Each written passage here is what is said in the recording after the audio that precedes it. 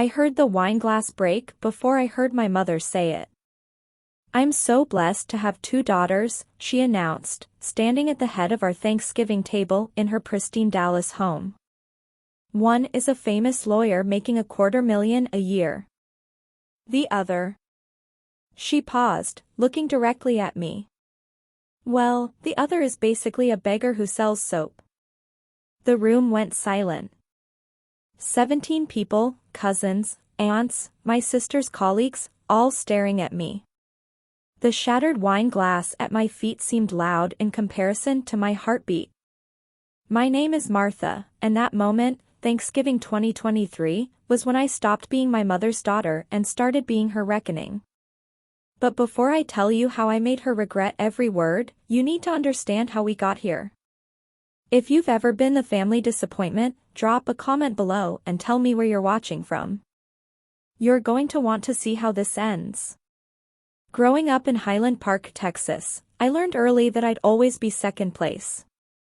My sister Lauren was 3 years older, valedictorian, debate champion, the daughter my mother introduced first at every party. I was the quiet one, the artistic one, the one my mother described as still finding herself well into my 20s. Lauren went to Yale Law. I went to community college for business, then dropped out to work at a farmer's market. "It's a phase," my mother told her book club friends while I was in earshot. "Martha's always been a late bloomer.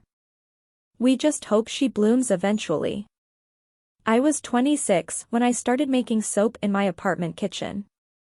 Lavender. Honey oat. Simple bars I sold at local markets on weekends. My mother called it playing store. Lauren called it cute in that way that meant pathetic. But I kept going. Because something about creating something with my own hands, watching customers come back week after week, asking for my products by name, it felt real in a way nothing else ever had. For 3 years, I barely saw my family. I told myself it was because I was busy. The truth was simpler, I was tired of being humiliated. Every family dinner was the same. My mother would gush about Lauren's latest case, her firm partnership track, her engagement to a hedge fund manager named Brad. Then she turned to me with that pitying smile. "And how's your little soap hobby, Martha?" So I stopped going. I sent polite excuses, work, prior commitments, a cold. My mother never pushed. I think she was relieved not to have to explain me. What she didn't know was that my a little soap hobby had become something else entirely. By 2021, I'd moved production out of my kitchen into a small warehouse space. I hired 2 employees. I'd gotten my products into 15 boutique stores across Texas. My Instagram had 40,000 followers who loved my brand story, natural ingredients, sustainable packaging, small batch luxury. By 2022, I landed a contract with a regional spa chain. 60 locations. Steady income. Real money. By 2023, Whole Foods contacted me about a trial run in their Texas stores. I didn't tell my family any of this. Part of me wanted to wait until I had something undeniable. Part of me just enjoyed the secret, building something beautiful while they assumed I was failing. The invitation came in October 2023. "Martha, we'd love for you to join us for Thanksgiving this year," my mother wrote in a text. "Lauren's bringing Brad and some colleagues. It would mean so much to have both my girls there." I almost said no. But something made me say yes. Maybe I was tired of hiding. Maybe I wanted to see if anything had changed. Spoiler, nothing had changed. I arrived at my mother's house on Thanksgiving Day wearing a simple blue dress I bought myself, carrying a homemade pumpkin pie. Lauren was already there in designer everything, holding court with Brad and 3 of her law firm partners. My mother hugged me absently. "Oh good, you made it. Put the pie in the kitchen." Lauren brought one from that French bakery, but I'm sure yours is lovely too.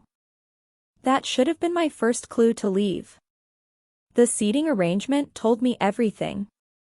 My mother sat at the head of the table. Lauren to her right, Brad beside her. The three law firm colleagues, all men in expensive suits, filled the premium seats. I was at the far end, between my cousin's teenage son who wouldn't look up from his phone and my aunt who was already 3 glasses deep into the wine. Dinner started with my mother asking Lauren about her latest case, some corporate merger worth millions. Lauren held court like she was born for it. The lawyers laughed at her jokes. Brad squeezed her hand proudly. My mother beamed like she'd personally argued the case herself. "And what about you, Martha?" one of the lawyers asked politely. "What do you do?" Before I could answer, my mother jumped in. "Martha makes soap," she said with a light laugh. "She sells it at farmers' markets. Very earthy." The table chuckled. Earthy. Like I was some kind of patchouli-scented hippie playing in dirt. I smiled and said nothing. I should have left then. It happened during dessert. My mother stood up, slightly tipsy, holding her wine glass. She loved making toasts. She loved being the center of attention even more. "I just want to say how grateful I am," she began, "to have such a wonderful family. Especially my 2 daughters." Here we go, I thought. Lauren has made me so proud. A partner-track lawyer at one of Dallas's most prestigious firms. Dating a wonderful man. Making $250,000 a year at only 29. Applause around the table. Lauren smiled modestly, like she'd heard this speech before and knew exactly when to look humble. And then there's Martha. My mother's eyes landed on me. I saw something flicker there. Was it pity? Contempt? I couldn't tell. Martha has chosen a different path. She makes soap. Sells it at markets. Lives in a tiny apartment. I suppose every family has one child who's successful and one who's, well. She paused. Took a sip of wine. The room was so quiet you could hear the ice maker in the kitchen.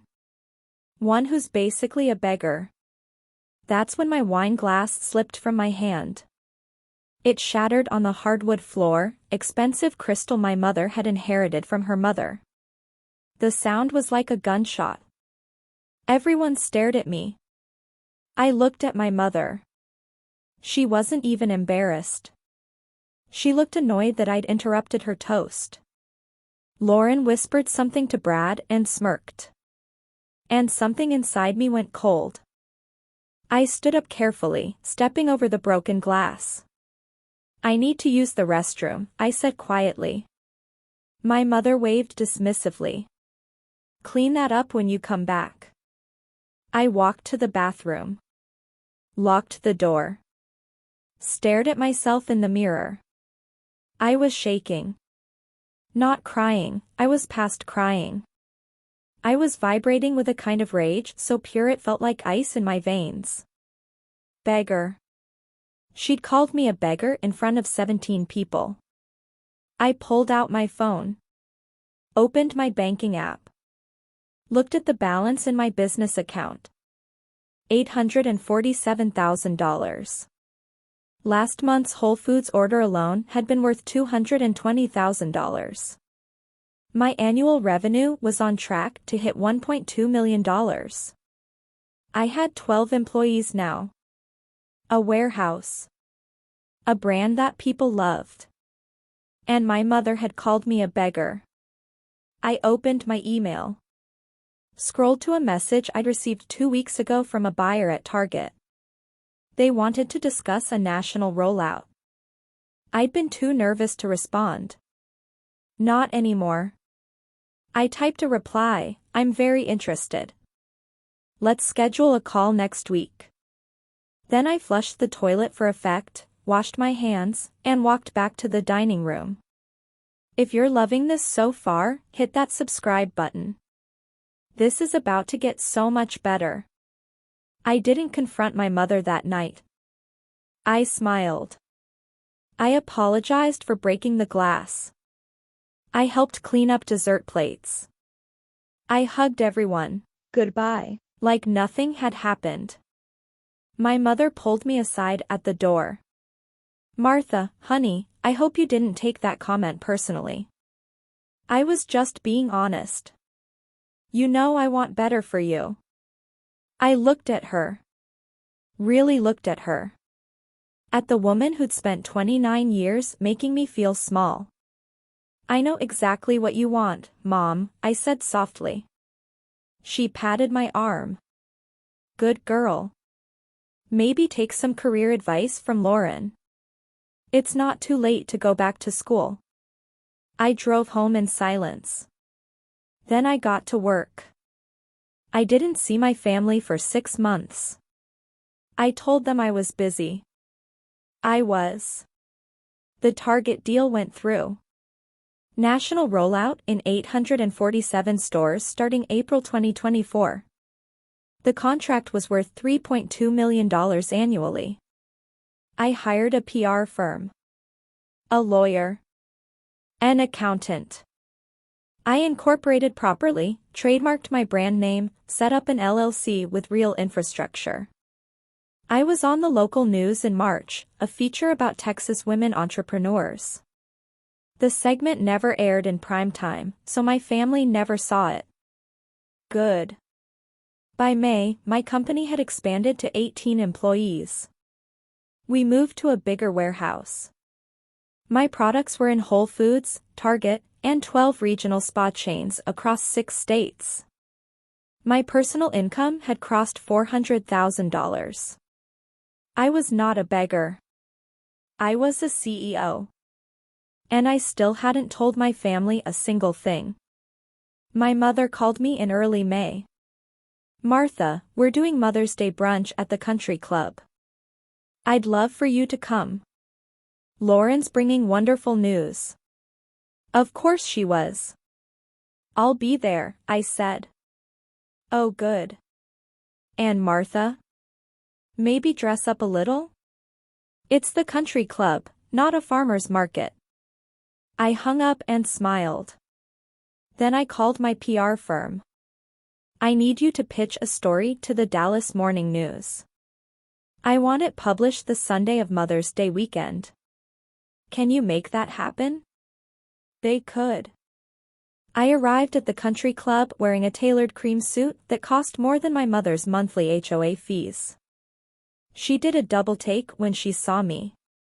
Martha? You look nice. Lauren was already there, showing off a massive engagement ring. The wonderful news was a wedding date. My mother cried happy tears. My daughter's getting married at the Rosewood. Can you imagine? I congratulated Lauren genuinely. I had nothing against her success. I just hated being made to feel worthless because my success looked different. We ordered mimosas. My mother held court about wedding plans. Then her phone buzzed.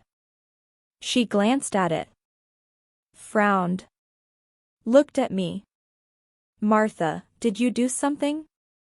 Why is Carol texting me asking if you're the Martha Rivers from the Dallas Morning News? I took a sip of my mimosa. What does the article say? My mother opened her phone with shaking hands. Started reading. I watched the color drain from her face. The headline read, From Farmer's Market to Fortune, How Dallas native Martha Rivers Built a $1 Million Soap Empire. The article detailed my 3-year journey. The Whole Foods contract. The Target deal. My projected $4.8 million in annual revenue. My 18 employees. The philanthropic foundation I'd quietly started to help women entrepreneurs. There was a photo of me in my warehouse, surrounded by products, smiling. The article called me one of Texas's most promising young business owners. My mother looked up at me. Her mouth was open. Lauren had gone pale. "You're making millions," my mother whispered. "Projected $4.8 million in revenue this year," I said calmly. "My personal income is around $450,000. Give or take." The table was silent. "But you sell soap at farmers markets." "I started there," I said. "Then I grew." "That's what you do with a business, Mom. You grow it." My mother's hands were shaking. "Why didn't you tell us? Why didn't you tell me?" I set down my mimosa. Looked her straight in the eye. "Because every time I tried, you called it a hobby. You called me a beggar. You sat me at the end of the table like I was your embarrassing secret." "I never." "Thanksgiving, Mom. You called me a beggar in front of 17 people." She went white. Lauren finally spoke. "Martha, if you were making this kind of money, why would you let us think?" "I didn't let you think anything," I said, my voice still calm. "You assumed. You both assumed that because I didn't do what you did, I must be failing.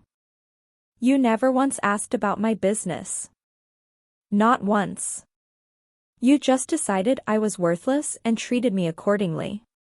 My mother was crying now. Real tears. "I'm so sorry. I didn't know." "You didn't want to know," I said. "There's a difference." I stood up. Put $300 bills on the table for my share of brunch. "Congratulations on the wedding, Lauren. I mean that. You've worked hard and you deserve happiness." I looked at my mother one last time. "I'm not angry anymore, Mom. I'm just done proving myself to people who were never going to see me anyway." I walked out of the country club with my head high. Behind me, I heard my mother sobbing. I didn't look back. My mother called 47 times in the next week. I didn't answer. She showed up at my warehouse. I had my assistant tell her I was in a meeting. She sent flowers. A card. An email that was 12 paragraphs of apologies and excuses. I read them all. I felt nothing. Lauren reached out too. A text, "I'm sorry for how we treated you. I think I was jealous and didn't realize it. You built something real. I just followed a path. Can we talk?" I thought about it. Then I replied, "Maybe someday. Not now. It's been 8 months since that Mother's Day brunch. My company is on track to hit $6 million in revenue this year. We're expanding into candles and skincare. I've been featured in Forbes and Entrepreneur magazine. I bought a house in Austin. Nothing flashy, but it's mine. My mother and I talk now. Once a month. Superficial conversations about weather and holidays. She's trying. I can see that. But some things can't be unsaid. Some humiliations can't be forgotten. Lauren and I had coffee last month. She apologized again, more sincerely this time. We're rebuilding. Slowly. But here's what I learned. You don't need your family's approval to succeed. You don't need anyone's permission to be proud of yourself. I spent years making myself small because my success didn't look like theirs. I let them define my worth by their standards. Never again. If this story resonated with you, leave a comment about a time someone underestimated you. And hit that like button if you think respect should be earned, not given based on job titles. The real victory wasn't the money. It wasn't watching my mother's face when she realized she'd been wrong about me for years. It wasn't even the success of my business, though that's been incredible. The real victory was the moment I stopped needing her to see me. The moment I stopped measuring my worth by her yardstick. I built something beautiful out of soap and stubbornness and a refusal to give up on myself even when my own mother had. And now, when I look in the mirror, I don't see a beggar. I see a woman who bet on herself and won. So here's my advice: if you're the family disappointment, the one they whisper about, the one they don't introduce first. Keep building. Keep growing. Keep proving them wrong, not by rubbing their faces in it, but by succeeding so loudly they can't ignore you anymore. And when they finally see you, you get to decide if you let them back in. That's the real power. Thanks for watching. Subscribe for more stories about comebacks, betrayals, and taking back your power. What would you have done in my situation? Let me know in the comments below.